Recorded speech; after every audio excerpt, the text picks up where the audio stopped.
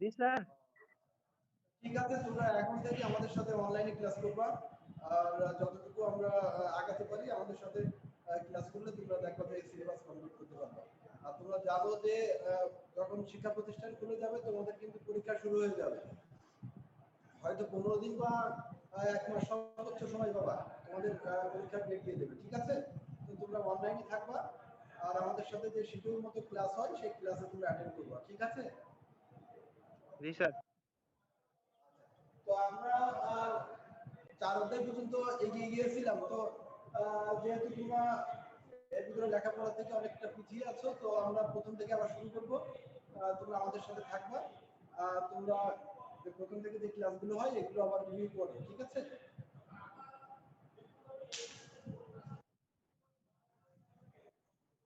আজকে আমরা AC machine নামানোর অধ্যায় 1 সম্পর্কে একটু আলোচনা করব। তোমরা এগুলো পড়েছিলে আর একটু দেখো। ঠিক আছে? একটু জোরে বলবেন স্যার।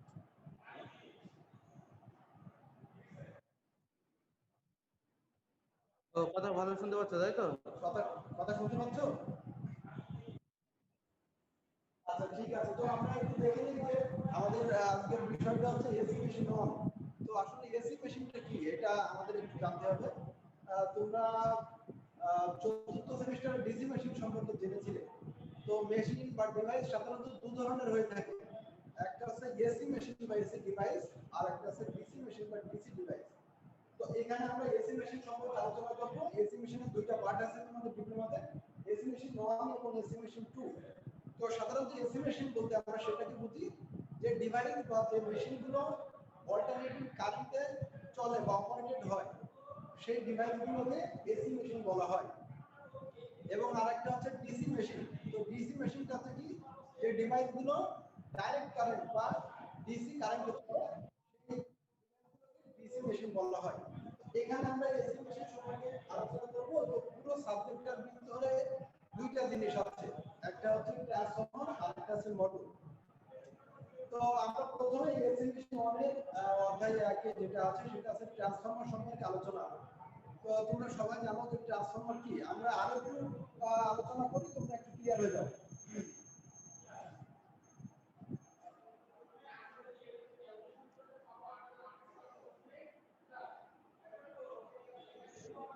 তো আমি সংজ্ঞাটা লিখছি না, তোমার সংজ্ঞাটা একটু আমার সাথে খেয়াল করে বুঝে নাও যে ট্রান্সফরমারটা কি।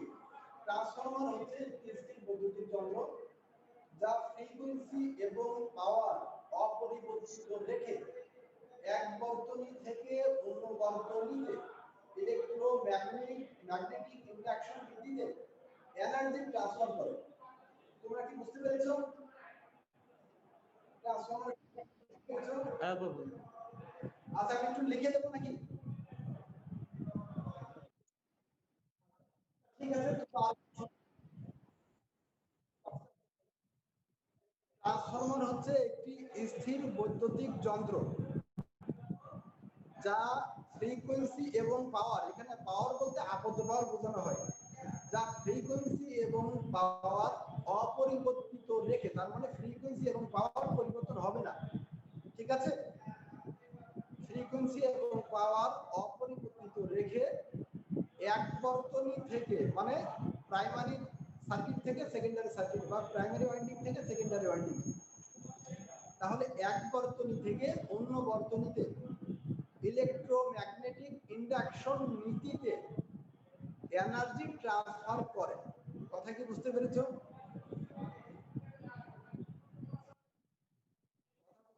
সারা দাও।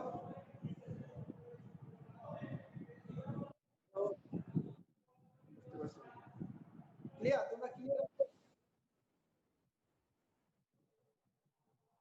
বলো, বুঝতে পারি না, আমার বলো।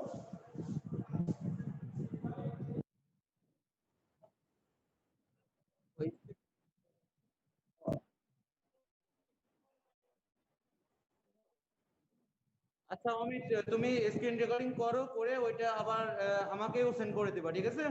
আচ্ছা আচ্ছা ঠিক আছে। তো এখন দেখো আসলে ট্রান্সফরমার দেখতে কিভাবে কি হয় বা কেমন হয়, তা আমরা তোমাদের আঁকিয়ে দেখাবো।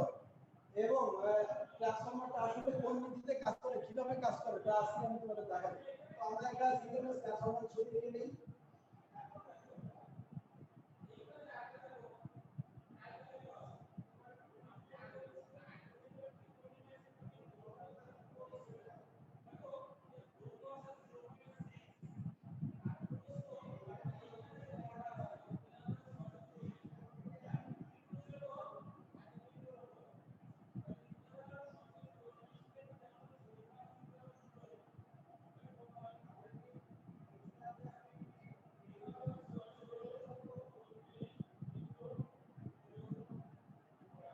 আচ্ছা, তোমরা কি দেখতে পাচ্ছ?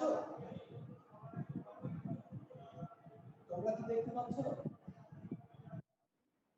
আচ্ছা, এখানে দেখো আমি একটা সিঙ্গেল ফেজ ট্রান্সফরমার ছবি দিয়েছি। এটা সিঙ্গেল ফেজ স্টেপ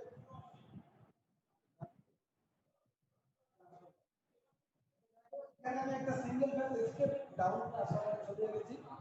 তো স্টেপ আপ স্টেপ ডাউন সম্পর্কে তোমরা হয়তো জানো, আরেকবার বলে দিচ্ছি। তো স্টেপ আপ ট্রান্সফরমার কোনটা, যেটার প্রাইমারির তুলনায় সেকেন্ডারির প্যাচ সংখ্যা বেশি। যে ট্রান্সফরমারের প্রাইমারির তুলনায় সেকেন্ডারির প্যাচ সংখ্যা বেশি, অর্থাৎ সেকেন্ডারিতে বেশি ভোল্টেজ উৎপন্ন হয়ে থাকে, সেই ট্রান্সফরমারকে কি বলা হয়? স্টেপ আপ ট্রান্সফরমার বলা হয়। আর একটা আছে স্টেপ ডাউন ট্রান্সফরমার। তো স্টেপ ডাউন ট্রান্সফরমার সেটাকে বলা হয় যার প্রাইমারির তুলনায় সেকেন্ডারির প্যাচ সংখ্যা কম, অর্থাৎ সেকেন্ডারিতে ভোল্টেজ কম, সেই ট্রান্সফরমারকে কি বলা হয়? স্টেপ ডাউন ট্রান্সফরমার বলা হয়। কোথাও আমি এখানে একটা single phase step down transformer ছড়িয়ে দিয়েছি। তো আমরা এর কোনটাকে কি বলে আমরা একটু দেখে নিই। তো এখানে দেখো প্রাইমারি ওয়াইন্ডিং, এটা হচ্ছে প্রাইমারি ওয়াইন্ডিং। এই ওয়াইন্ডিং এর নাম কি? Primary winding. তো প্রাইমারি ওয়াইন্ডিং কাকে বলা হয়? যে ওয়াইন্ডিং এর সাথে এসি সাপ্লাই দেওয়া হয় সেই ওয়াইন্ডিংটাকে কি বলা হয়? প্রাইমারি ওয়াইন্ডিং বলা হয়। তাহলে দেখো আমি এই ওয়াইন্ডিং এর সাথে কি বলছি? এসি সাপ্লাই দিয়েছি। তো এই ওয়াইন্ডিংটার নাম কি হবে? Primary winding. তাহলে এখানে আমরা কি দিয়েছি? সাপ্লাই দিয়েছি। ঠিক আছে, এখানে সাপ্লাই, এই সাপ্লাইটা কি সাপ্লাই? অবশ্যই এসি সাপ্লাই। অবশ্যই এসি সাপ্লাই। ট্রান্সফরমার কিন্তু ডিসি তে কাজ করে না। কেন কাজ করে না জানো? কারণ এখানে যদি আমরা ডিসি সাপ্লাই দেই তাহলে এখানে স্থির চুম্বকত্ব তৈরি হবে। স্থির চুম্বকত্ব তৈরি হওয়ার কারণে এই প্রাইমারি যে কয়েল আছে সেই কয়েলের রেজিস্ট্যান্স অনেক কম থাকে। অনেক কম থাকার কারণে এই ওয়াইন্ডিং এ যে কারেন্ট উৎপন্ন হয়, অতিরিক্ত কারেন্ট উৎপন্ন হওয়ার কারণে এই ওয়াইন্ডিং পুরো যেতে পারে এবং ডিসি সাপ্লাই দিলে সেকেন্ডারিতে কোনো ভোল্টেজ উৎপন্ন হয় না। সেই জন্য কি হয়? এই প্রাইমারি ওয়াইন্ডিংটা যখন আমরা এখানে ডিসি সাপ্লাই দেবো তখন এই ওয়াইন্ডিংটা জ্বলে যেতে পারে বা পুড়ে যেতে পারে। এই জন্য আমরা এখানে এসি সাপ্লাই দেই, ডিসি সাপ্লাই দেই না। কথা বুঝতে পেরেছো? আচ্ছা, তো এখন দেখো তাহলে এখানে আমরা এসি সাপ্লাই দিলাম। এই ওয়াইন্ডিং এর নাম কি? Primary winding. ঠিক আছে, আরেকটা ওয়াইন্ডিং আছে, ট্রান্সফরমারের দুটো ওয়াইন্ডিং থাকে সিঙ্গেল ফেজে। তো এখানে দেখো আরেকটা ওয়াইন্ডিং, এখানে যে ওয়াইন্ডিংটা আমি দিয়েছি সেই ওয়াইন্ডিং এর সাথে একটা লোড সংযুক্ত করেছি। তো যেহেতু এখানে লোড সংযুক্ত করেছি, যে অমিত ওয়াইন্ডিং এর দাদা, সাথে লোড, তুমি মিউট করো। কথা বুঝতে পারছো? আমার কথা কি বোঝা যায়? অ্যানসার করবেন না স্যার এবার। আচ্ছা, দেখো যে ওয়াইন্ডিং এর সাথে লোড সংযুক্ত করা হয় সেই ওয়াইন্ডিংকে বলা হয় সেকেন্ডারি ওয়াইন্ডিং। ঠিক আছে, স্যার একটু ওয়েট। আমি কি ধরনের শব্দ, মানে বাতাসের শব্দ নাকি হচ্ছে আদার্স?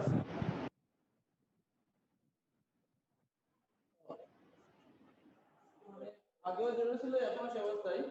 আচ্ছা যাই হোক, ওকে আচ্ছা ঠিক আছে, আচ্ছা ঠিক আছে। আমরা ফ্যান অফ করে দিয়েছি, তোমরা শোনো। তো এখানে দেখো তাহলে এখানে একটা ট্রান্সফরমার দুটো ওয়াইন্ডিং থাকে, একটা আছে প্রাইমারি ওয়াইন্ডিং আর একটা হচ্ছে সেকেন্ডারি ওয়াইন্ডিং। তো প্রাইমারি ওয়াইন্ডিং কাকে বলা হয়? যে ওয়াইন্ডিং এর সাথে এসি সাপ্লাই দেওয়া হয় সেই ওয়াইন্ডিংটাকে বলা হয় প্রাইমারি ওয়াইন্ডিং, এবং যে ওয়াইন্ডিং এর সাথে লোড সংযুক্ত করা হয় সেই ওয়াইন্ডিংটাকে বলা হয় সেকেন্ডারি ওয়াইন্ডিং। আচ্ছা, তো এখন দেখো আমরা ট্রান্সফরমারের গঠনগুলো দেখি কি আছে দেখি। একটা ট্রান্সফরমার দুটো ওয়াইন্ডিং, একটা আছে প্রাইমারি ওয়াইন্ডিং, একটা আছে সেকেন্ডারি ওয়াইন্ডিং। প্রাইমারি ওয়াইন্ডিং এর সাথে এসি সাপ্লাই দিলাম, সেকেন্ডারি ওয়াইন্ডিং এর সাথে লোড সংযুক্ত করলাম। আচ্ছা, তো এখন এখানে এর ভিতরে এই যে ফাঁকা মতো দেখছি এটা আসলে ফাঁকা থাকে না, এখানে আকার সাথে এরকম দেখিয়েছি, এখানে আসলে কোর থাকে, কোর সিলিকন স্টিলের তৈরি হয়, এটা ইস্পাতের তৈরি হয় সিলিকনের। তো এখানে সিলিকনের সিলিকন বলছি স্টেনলেস স্টিল, সরি স্টেনলেস স্টিলের এখানে কোর থাকে। তো এখানে তারপরে আছে কি বা আয়রনের হতে পারে। তো এখানে দেখো এখানে কোর আছে। তো এটা কিভাবে কাজ করে আমরা একটু দেখি। তো এই ওয়াইন্ডিং এর যে টার্ন সংখ্যা বা ব্যাস সংখ্যা, সেই ব্যাস সংখ্যাকে আমরা বলছি এনপি, প্রাইমারি ব্যাস সংখ্যা। আর এই ওয়াইন্ডিং এর যে ব্যাস সংখ্যা, সেই ব্যাস সংখ্যাকে আমরা বলছি এনএস। তো এখন দেখো আমরা যখন এখানে এসি সাপ্লাই দেব, তো এসি সাপ্লাই দিলে দেখো এই সার্কিটটি সম্পূর্ণ আছে, এই ওয়াইন্ডিংটা কি আছে সম্পূর্ণ আছে, অর্থাৎ এখানে একটা টার্মিনাল বের হয়েছে, সেই টার্মিনালের অপর প্রান্তটা এখানে ঘুরে এসে লাগছে, তাহলে এই সার্কিটটা কি আছে সম্পূর্ণ আছে। তো এখানে যখন আমরা এসি সাপ্লাই দেব তখন এই বর্তনীতে কারেন্ট প্রবাহিত হবে, যে কারেন্টের নাম আছে আইপি, প্রাইমারি কারেন্ট। কথা বুঝতে পেরেছো? আচ্ছা, তো এখানে দেখো এখানে একটা কারেন্ট প্রবাহিত হবে, যে কারেন্টের নাম আছে প্রাইমারি কারেন্ট আইপি। তো আমরা জানি কোন কয়েলের মধ্য দিয়ে যদি কারেন্ট প্রবাহিত হয় তাহলে সেখানে ফ্লাক্স উৎপন্ন হয়। তো এখানে একটি এই কয়েলের ভিতর যখন কারেন্ট প্রবাহিত হবে তখন এখানে একটি ফ্লাক্স উৎপন্ন হবে।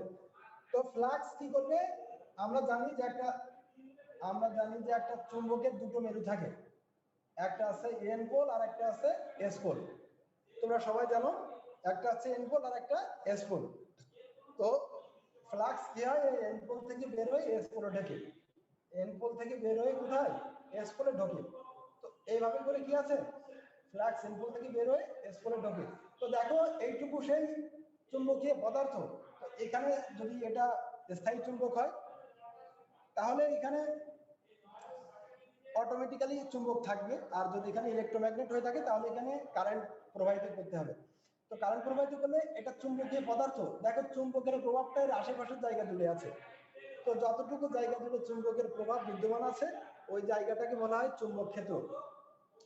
তো এখানেও ঠিক একইভাবে এখানে যখন আমরা কারেন্ট প্রবাহিত করব, কারেন্ট প্রবাহিত করলে এখানে চুম্বক উৎপন্ন হবে, অর্থাৎ এখানে ফ্লাক্স উৎপন্ন হবে। সেই ফ্লাক্সটা কি হবে এর আশেপাশের জায়গা জুড়ে থাকবে, চুম্বকের প্রভাবটা এর আশেপাশের জায়গা জুড়ে থাকবে। তো এখানে দেখো এখানে যেহেতু কোর আছে, তো এই কোরের ভিতর দিয়ে কি হবে এই ফ্লাক্সটা প্রবাহিত হবে, এই কোরের ভিতর দিয়ে কি হবে এই ফ্লাক্সটা প্রবাহিত হবে। তো এখানে যে আমরা ফ্লাক্স দিচ্ছি সেই ফ্লাক্সটাকে আমরা φm বলছি, মিউচুয়াল ফ্লাক্স। যদিও এখানে প্রাইমারি কয়েল দ্বারা উৎপন্ন ফ্লাক্স তাই একে φp বলা হয়। তো এট লাস্ট এটাকে φm আমরা বলবো, তাহলে আমরা এখানে φp দেখাই।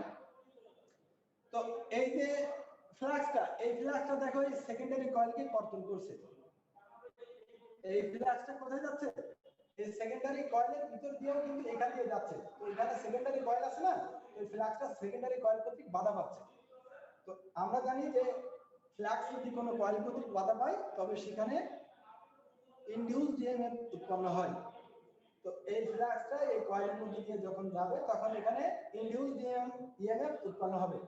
তো সেই ইনডিউসড ইএমএফ কে আমরা কি বলছি ইএস, যেহেতু সেকেন্ডারি কয়েলে তাহলে সেই ইনডিউসড ইএমএফ কে আমরা কি বলছি ইএস। তাহলে এখানে একটা ইনডিউসড ইএমএফ উৎপন্ন হবে।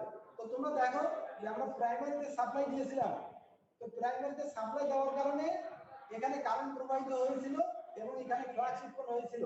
সেই ফ্লাক্স যখন কোরের মধ্যে দিয়ে প্রবাহিত হলো তখন সেকেন্ডারি কয়েলে কাট করলো, কাট করে সেকেন্ডারি কয়েলে একটা ভোল্টেজ বা ইনডিউসড ইএমএফ উৎপন্ন হলো। কথা বুঝছো? আচ্ছা, তো এই যে নীতিতে প্রাইমারিতে সাপ্লাই দিয়ে সেকেন্ডারিতে আমরা ভোল্টেজ পেয়েছি বা ইনডিউসড ইএমএফ পেয়েছি, এই নীতিটার নামই হচ্ছে ট্রান্সফরমার রিঅ্যাকশন। কথা বুঝছো? কথা কি বুঝতে পারছো তোমরা?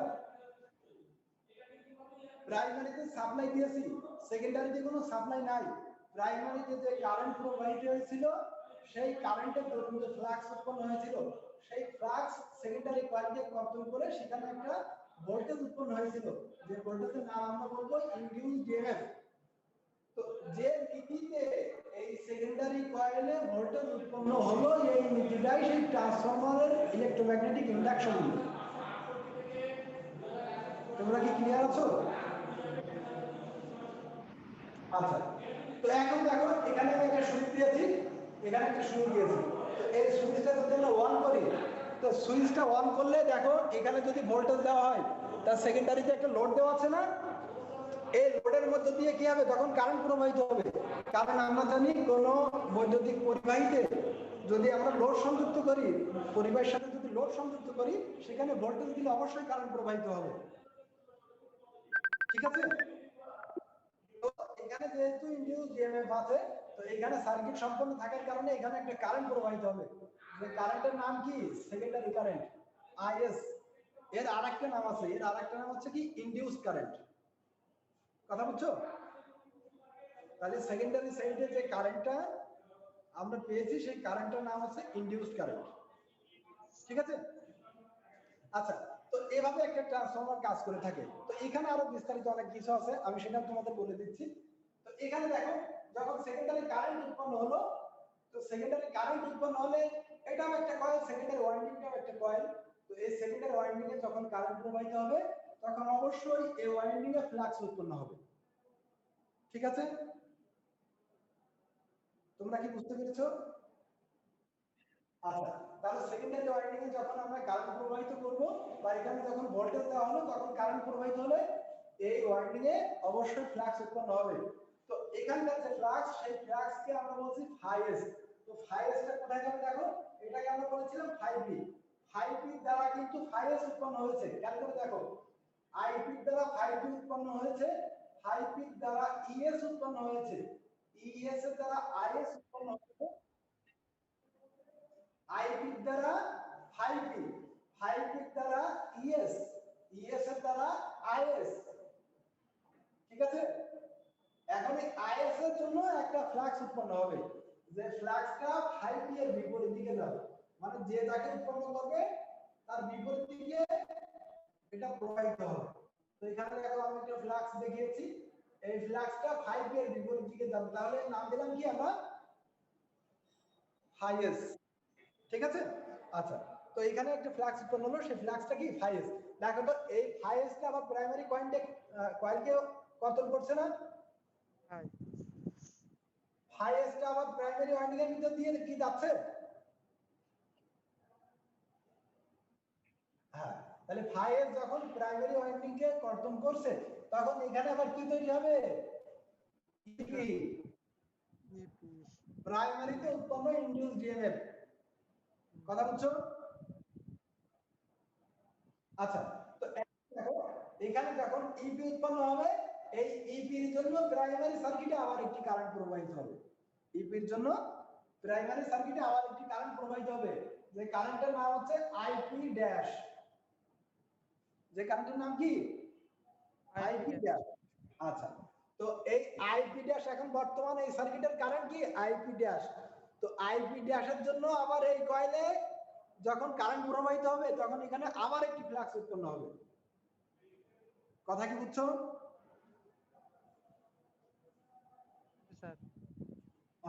তাহলে আইপি ড্যাশের জন্য এখানে একটা ফ্লাক্স উৎপন্ন হবে, যে ফ্লাক্সের নাম হচ্ছে আইপি ড্যাশ। তাহলে আইপি ড্যাশ উৎপন্ন করেছে কে? ফাইএস না? জি। যেহেতু আইপি ড্যাশ উৎপন্ন করেছে ফাইএস, সেহেতু আইপি ড্যাশের জন্য 5B ড্যাশ ফাইএস এর বিপরীত দিকে যাবে। তাহলে আমরা এখন 5B ড্যাশ আঁকবো। এই সেই 5B ড্যাশ, 5B ড্যাশ। কথা বুঝছো? কথা কি শুনতে পাচ্ছ? জি স্যার। আচ্ছা, তো এখন দেখো এখানে যে 5B ড্যাশ এবং সেকেন্ডারি কয়েলে উৎপন্ন হয়েছিল যে ফাইএস, এই 5B ড্যাশ এবং ফাইএস এরা প্রায় সমান। এটা কি? প্রায় সমান। তো প্রায় সমান থাকার কারণে এই 5B ড্যাশ এবং 5B ড্যাশ এবং ফাইএস এরা দুইজন পরস্পর ভ্যানিশ হয়ে যায়, বা একে অপরকে প্রতিহত করে। তো এখন সার্কিটে এরা দুইজন যদি না থাকে, তো সার্কিটে কে থাকে? 5B থাকে না? সার্কিটে কে থাকে? 5B। কথা কি বুঝছো? আচ্ছা, সার্কিটে 5B থাকে, তো এখন আমরা এটাকে 5B বলবো না, এখন এটাকে কি বলবো? 5B না বলে এটাকে কি বলবো? হাই এম মানে মিউচুয়াল ফ্লাক্স।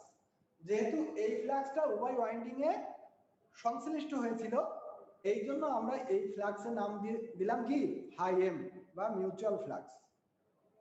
কথা বুঝতে পেরেছো? স্যার। জি স্যার। আচ্ছা, তো এভাবে একটি ট্রান্সফরমার কাজ করে থাকে। ঠিক আছে, তোমরা কি বুঝতে পেরেছো সবকিছু ট্রান্সফরমার কিভাবে কাজ করে থাকে?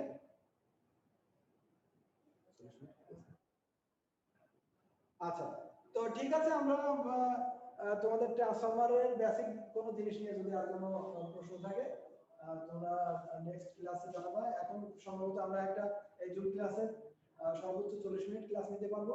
ঠিক আছে, তো এরপরে আবার তোমাদের যদি কোনো সমস্যা থাকে আমরা আবার ক্লাসে দিতে পারবো। আর তোমরা সবাই পড়াশোনার সাথে সংশ্লিষ্ট থাকো আর সবাই সাবধানে থেকো, কারণ জানো যে বর্তমান বাংলাদেশে এখনো 40, 50 বা 55 এরকম প্রত্যেকদিন করোনার জন্য মৃত্যু হার হচ্ছে। তো তোমরা সবাই সাবধানে থাকবা এবং অবশ্যই বাইরে গেলে মাস্ক ব্যবহার করবা। ঠিক আছে? জি স্যার। আচ্ছা, নিজে সচেতন থাকো, অন্যকে সচেতন করবা। ঠিক আছে? জি স্যার। তো আজকে জি স্যার। তোমাদের কোনো ট্রান্সফরমার সম্পর্কে যদি জানা থাকে তোমরা আমাদেরকে জানাবা, এসএমএস এই মেসেঞ্জারে দিয়ে জানাবা। ঠিক আছে? জি স্যার। আচ্ছা, আল্লাহ হাফেজ, আসসালামু আলাইকুম। স্যার ভাই যে ওটা কথা বলেছে যে ওয়ালাইকুম আসসালাম স্যার। অনেক সময় পর